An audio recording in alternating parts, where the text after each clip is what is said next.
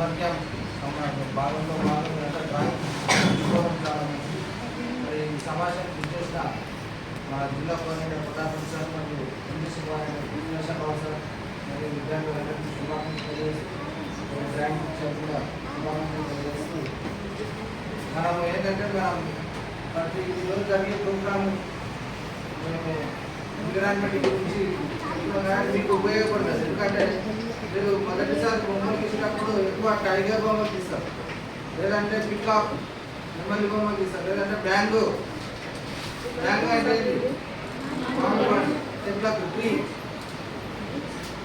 Tiger కానీ ఏది Animal, peacock birds, parrot కూడా బర్డ్స్. ఇట్లా ఎనిమల్స్ కానీ బర్డ్స్ కానీ ట్రీస్ కానీ ఇవన్నీ ఎన్విరాన్మెంట్ అంటే తెలుగులో పర్యావరణం అంటే పరిసరాల చుట్టూ ఉండేది. ఏంటిది?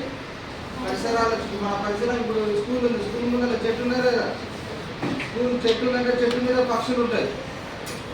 తర్వాత జంతువులు, అడవిలో అయితే ఎక్కువ పక్షులు ఉంటాయి, ఎక్కువ జంతువులు ఉంటాయి. ఇంకా మన ఫారెస్ట్లు కూడా చాలా ముఖ్యం. అందుకే గవర్నమెంట్ ఈ పర్యావరణాన్ని రక్షించాలి, ఫారెస్ట్ను రక్షించాలి. దేన్ని రక్షించాలి? ఫారెస్ట్తో పాటు మన ఇంటి పరిసరాల చుట్టూ ఉన్న చెట్లు కానీ పక్షులు కానీ జంతువులు కానీ వీటన్నింటినీ మనము ఏం చేయాలంటే ప్రొటెక్ట్. ఏం చేయాలి? ప్రొటెక్ట్ అనేది